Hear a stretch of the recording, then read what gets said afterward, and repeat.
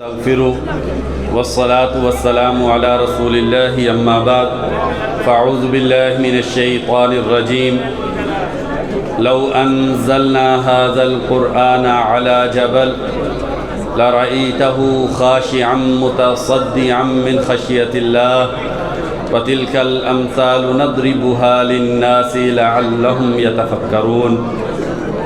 ہر قسم کی حمد و ثنا اللہ وحدہ لا شریک کے لیے، انگنت لا تعداد درود و سلام نبی اکرم صلی اللہ علیہ وسلم کی ذات اقدس پہ۔ اگر ہم اس قرآن کو پہاڑ پہ نازل کر دیتے تو یقیناً آپ دیکھتے کہ اس پہاڑ پہ آپ کو اللہ تبارک و تعالیٰ کے ڈر اور خوف کے اثرات نظر آتے۔ متصدعا من خشیت اللہ، پہاڑ اللہ کے ڈر سے پھٹ جاتا۔ یہ مثالیں ہیں جو ہم لوگوں کے سامنے بیان کرتے ہیں تاکہ لوگ غور و فکر کریں۔ ابھی ہماری جماعت کے عظیم قاری محترم جناب فضیلت الشیخ قاری صہیب احمد حافظہ اللہ بڑا ہی خوبصورت قرآن و حدیث سے مزین وہ خطاب کر رہے تھے اور قرآن مجید کی فضیلت کے حوالے سے گفتگو کر رہے تھے۔ میں نے آپ کے سامنے مختصراً چند گزارشات رکھنی ہیں۔ یہ آیت کریمہ جو میں نے آپ کے سامنے پڑھی ہے، بھائیوں سے گزارش ہے جو بھائی کھڑے ہیں مہربانی کریں اگر بیٹھ جائیں، 10 منٹ اگر توجہ سے بات کو سن لیں تو شاید فائدہ ہو جائے۔ اس آیت کریمہ میں اللہ تبارک و تعالی نے بڑی ایک عجیب بات کہی ہے، اور وہ بات یہ ہے کہ اگر یہ قرآن پہاڑ پہ نازل ہو جاتا تو پہاڑ اللہ کے ڈر سے پھٹ جاتا۔ کیوں؟ کیونکہ قرآن مجید اللہ تبارک و تعالیٰ نے اس کتاب کے اندر بڑا اثر رکھا ہے۔ یہ کتاب یہ انسان کے دلوں کو بدلتی ہے، اس سے زندگی بدلتی ہے، روش و کردار بدلتا ہے، انسان کی آنکھ بدلتی ہے، انسان کے دل کی سوچیں بدلتی ہیں، انسان کے جو کانوں کی سماعتیں تبدیل ہوتی ہیں، لوگوں کے جو تعلقات ہیں ان کی نوعیتیں تبدیل ہوتی ہیں۔ جس دل میں یہ قرآن آتا ہے اس دل کی دنیا بدلتی ہے، پھر اس انسان کے شب و روز بدل جاتے ہیں، اور وہ انسان انسانیت کے لیے سراپائے رحمت بن جاتا ہے۔ یہ قرآن مجید اللہ تبارک و تعالیٰ کا عظیم کلام ہے۔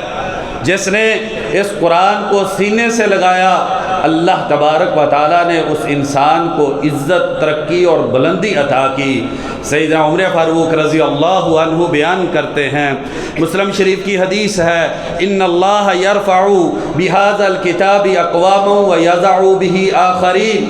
اللہ تبارک و تعالیٰ اس قرآن مجید کے ذریعے قوموں کو عروج، ترقی، عزت، رفعت اللہ تبارک و تعالیٰ عطا کرتے ہیں۔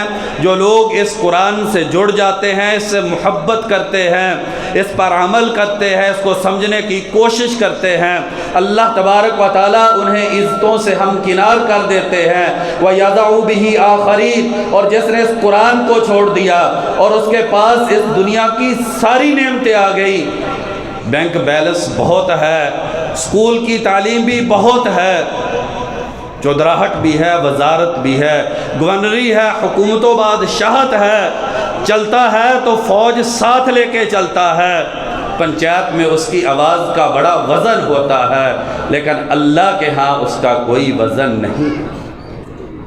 اور سیدنا عبداللہ بن عمر بن عاص رضی اللہ عنہما، بھائیو بات لمبی نہیں ہے، صرف دل 5 منٹ کے لیے کھول کے بات کو سن لیجئے۔ اگر اس فرمان کو ہم نے سمجھ لیا اور اپنے دلوں میں جگہ دے دی تو سمجھیے کہ میرا آپ کے سامنے کھڑا ہونا وہ کامیابی سے ہمکنار ہو گیا۔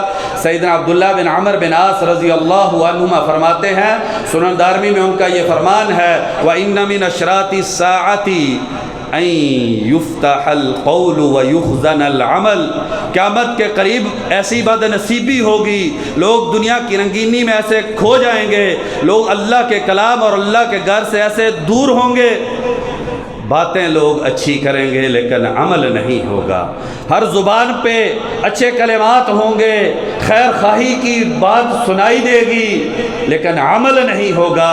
وَإِنَّ مِنْ أَشْرَاطِ السَّاعَةِ أَنْ يُوضَعَ الْأَخْيَارُ وَيُرْفَعَ الْأَشْرَارُ، نیک لوگ، اچھے پاکیزہ، اللہ تبارک و تعالیٰ کے جو محبوب ہیں، ان لوگوں کو معاشرے میں پست کیا جائے گا، انہیں مقام نہیں دیا جائے گا۔ برے لوگ، ان کو اوپر اٹھایا جائے گا۔ حافظ قرآن ہے، اسے ملازم سمجھا جائے گا، عالم دین ہے، اس کی توقیر نہیں ہوگی۔ پیسے والا ہے، چاہے اس نے پوری قوم پہ ظلم کیا ہو، عصمتوں کا لٹیرا ہو، لیکن اس کے پاس عہدہ ہو، لوگ اسے عزت دیں گے۔ اور جو میرے موضوع سے متعلقہ بات ہے، وَإِنَّ مِنْ أَشْرَاطِ السَّاعَةِ أَن تُقْرَأَ الْمَسْنَاتُ عَلَى الْمَلَأِ وَلَمْ تُغَيَّرْ، انسانیت مسنات کو پڑھے گی اور ساری دنیا کے سامنے پڑھا جائے گا، اور کوئی اس کے خلاف آواز اٹھانے والا نہیں ہوگا، کسی دل میں درد نہیں ہوگا، کسی زبان پہ آواز نہیں ہوگی۔ اس پڑھائی کے خلاف وہ معاشرے میں اٹھے، بات کرے، کسی دل کو درد دے، کسی ضمیر کو جھنجھوڑ کے بیدار کرے، نہیں، ایسی آواز نہیں ہوگی۔ قیل وما المسنات، یہ مسنات کیا ہے؟ جو لوگ اس کو پڑھیں گے اور یہ قیامت کی قربت کی نشانی ہوگی۔ مستکتب من غیر کتاب اللہ، اللہ کی کتاب کے علاوہ جو کچھ لکھا ہوا ہوگا، لوگ اس کو پڑھیں گے، ساری انسانیت پڑھے گی، ہر گھر میں پڑھا جائے گا، بچہ بھی پڑھے گا، جوان اور بوڑھا بھی پڑھے گا، عورت بھی پڑھے گی۔ اللہ کی کتاب کے علاوہ جو کچھ ہے وہ پڑھا جائے گا۔ سکول کی تعلیم، اس کے لیے محنت ہے، شوق ہے، لگن ہے، پیسہ اس کے لیے خرچ ہوتا ہے، اس پہ فخر ہے، اعزاز ہے، میرا بچہ ڈاکٹر ہے، میرا بچہ انجینئر ہے، میرا بچہ پائلٹ ہے۔ فیس بک کے لیے وقت ہوگا، واٹس ایپ کے لیے وقت ہوگا، ناول ڈائجسٹ کے لیے وقت ہوگا، اخبار کے لیے وقت ہوگا۔ جب لوگ قرآن کے علاوہ چیزوں کو وقت دیں گے، وہ چیزیں پڑھی جائیں گی، اس پہ فخر ہوگا، تو سمجھ لیجئے قیامت قریب ہے۔ اب انسانیت کو موت آ جانی چاہیے۔ جس انسانیت نے اپنی زندگی سے قرآن نکال دیا ہے، بچہ سکول نہ جائے اس پہ مار ہے، بچہ ٹیوشن پہ نہ جائے اس پہ سختی ہے، بچے کی اس تعلیم پہ فخر ہے، اعزاز ہے، اس کا تذکرہ ہے، اس کا اشتہار ہے، دوستوں کو بتلایا جاتا ہے۔ لیکن اگر قرآن، کتنے بچے ہم معاشرے میں لوگوں کو دیکھتے ہیں، بڑی بڑی عمر کے لوگوں سے واسطہ پڑتا ہے اور دل خون کے آنسو روتا ہے۔ مسلمانوں کی ایک بہت بڑی تعداد ہے جسے قرآن مجید ناظرہ نہیں آتا، انہوں نے قرآن کو سمجھنا کیا ہے۔ امام احمد رحمہ اللہ فرماتے ہیں 40 دن اگر گزر جائیں، سیدنا عبداللہ بن عمر بن عاص رضی اللہ عنہ نے نبی اکرم صلی اللہ علیہ وسلم سے پوچھا، اللہ کے نبی میں قرآن پڑھنا چاہتا ہوں، کتنے دنوں میں پڑھوں؟ بخاری شریف کی روایت میں فرمایا 30 دن، ایک دوسری روایت میں 40 دن۔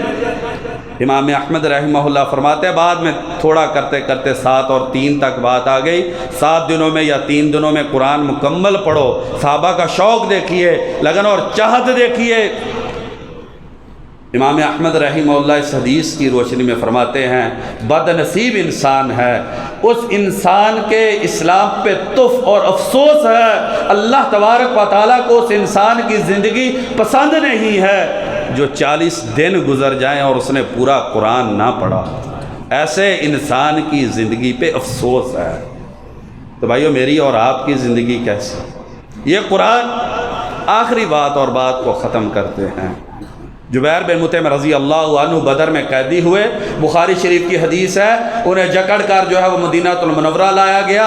نبی کائنات صلی اللہ علیہ وسلم، مغرب کی نماز ہے، آپ صلی اللہ علیہ وسلم مسجد نبوی کے نورانی ماحول میں کھڑے ہیں، مغرب کی نماز میں سورۃ طور پڑھتے ہیں، اور جب قرآن مجید کی اس آیت پہ پڑھتے ہیں ام خلقوا من غیر شیء ام هم الخالقون، کیا یہ بغیر کسی چاہنے والے کی چاہت کے پیدا کر دیے گئے؟ ہے یا کہ اس کائنات کو انہوں نے وجود دیا ہے۔ جب یہ آیت پڑھی یہ کافر ہے، مسلمان نہیں ہیں، کہتے ہیں کاد قلبی ان یطیر، قریب تھا کہ یہ آیت میرا دل پھاڑ دیتی۔ کون ہے؟ کافر ہے۔ قرآن سنا ہے کاد قلبی ان یطیر، قریب تھا کہ میرا دل پھٹ جاتا۔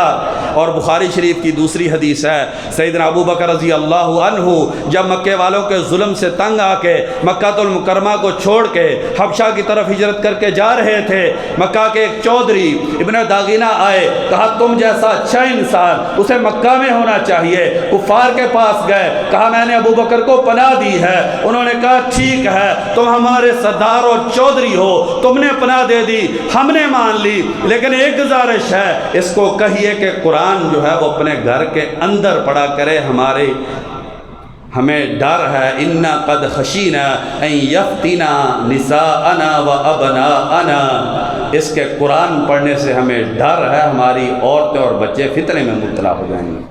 سیدنا ابو بکر رضی اللہ عنہ نے چند دن گھر کے اندر قرآن پڑھا، لیکن مزہ نہیں آیا، کیونکہ ان کی زندگی قرآن کے بغیر کچھ نہیں تھی۔ یہ میرے اور آپ کے دل میں یہ گانوں اور گناہوں نے نفاق پیدا کر دیا ہے۔ ان الغناء ينبت النفاق فی القلب، گانا جو ہے یہ قرآن میں نفاق کو پیدا کرتا ہے۔ اور عبداللہ بن مسعود رضی اللہ عنہ فرماتے ہیں کہ جس دل میں گانا ہے اس دل میں قرآن نہیں جاتا، کیونکہ قرآن اللہ کا کلام ہے، یہ بغیرت کلام ہے، یہ اللہ کا پاکیزہ کلام ہے، یہ گندی جگہوں پہ نہیں جاتا، اللہ ان کو توفیق نہیں دیتے۔ تو کہا کہ مزہ نہیں آتا، گھر کے صحن میں آئے، وہاں پہ کمرہ بنایا، وہاں پہ نماز پڑھنی شروع کی، فَيَتَقَصَّفُ عَلَيْهِ نِسَاءُ الْمُشْرِكِينَ وَأَبْنَاؤُهُمْ، مشرکوں کی عورتیں اور بچے ٹوٹ ٹوٹ کے آتے اور رش کر دیتے، اور ابو بکر رضی اللہ عنہ کے اس قرآن کو سنتے اور ان پر اثر ہوتا۔ آخری بات بھائیو، ایک کافر ہے قرآن سنتا ہے اور کہتا ہے، بھائی توجہ میری طرف کریں، بس آخری بات ہے کہ قریب ہے میرا دل پھٹ جائے قرآن سے، اور ایک طرف یہ ہے مشرکوں کے روکنے کے باوجود ان کی عورتیں اور بچے ٹوٹ ٹوٹ کے قرآن کو سننے کے لیے جاتے ہیں۔ قرآن تو بھائی میں اور آپ بھی سن رہے ہیں، کافر کی یہ کیفیت ہے، پہاڑ کی یہ کیفیت ہے جو اللہ نے قرآن مجید میں بیان کی ہے۔ قرآن میں اور آپ بھی سن رہے ہیں، نہ میرا آپ کا دل پھٹتا ہے، نہ آنکھوں میں آنسو ہے، نہ دل میں درد ہے، نہ زندگی میں تبدیلی ہے، نوجوان کا چوک اور چوراہا نہیں چھوٹتا، اور ہمیں مسجد میں آنے کی توفیق نہیں ملتی۔ وجہ کیا ہے؟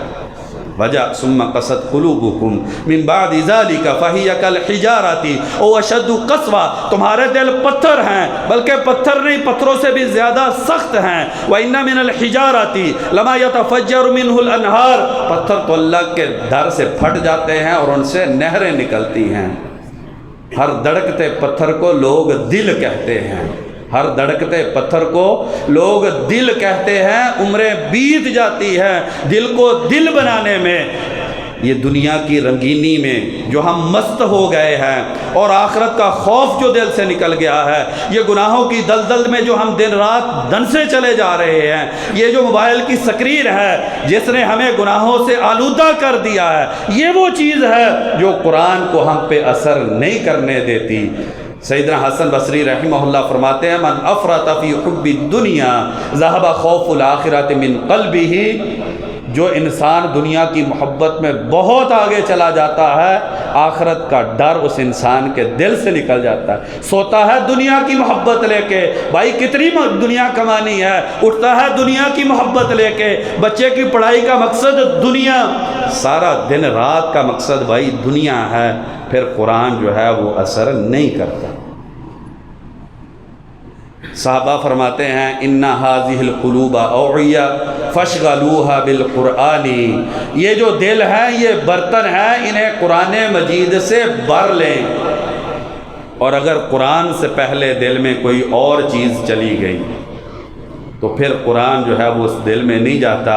آئیے بھائیو، دلوں کو برباد ہونے سے پہلے، دلوں کی دنیا کے اجڑنے سے پہلے، ان دلوں کی موت آنے سے پہلے دل کی اصلاح کر لیں، دل کی زندگی کر لیں۔ یہ قرآن مجید یہ دلوں کی زندگی اور بہار ہے۔ اللہ تبارک و تعالیٰ سے دعا ہے، اللہ تبارک و تعالیٰ مجھ کو اور آپ کو اس قرآن مجید سے محبت کرنے کی، اس کو پڑھنے کی، اسے سمجھنے کی اور اس پر عمل پیرا ہونے کی اللہ تبارک و تعالیٰ ہمیں توفیق عطا فرمائے۔ سبحان ربک رب العزت